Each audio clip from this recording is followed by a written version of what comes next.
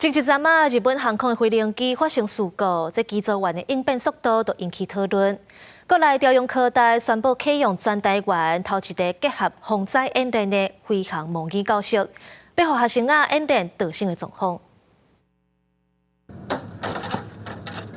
双手明暗达落来，飞行机内出现失压的状态。下落来了后，空服员经按照飞安 SOP 协助旅客逃生。朝阳科大昨日宣布启用飞安情景模拟教室，大学一年学生做是需做厂长，但起90秒内爱疏开旅客的领步。先安抚旅客，因为当状况发生时，旅客一定是会有惊慌的情况发生。然后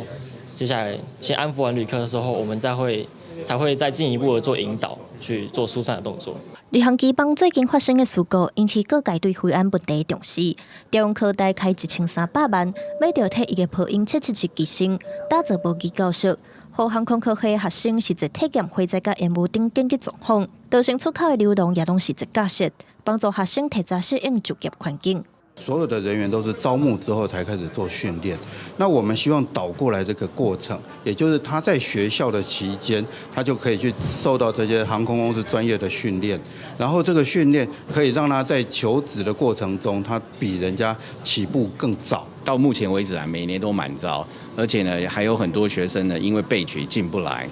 所以我们也预备呢，大概如果这个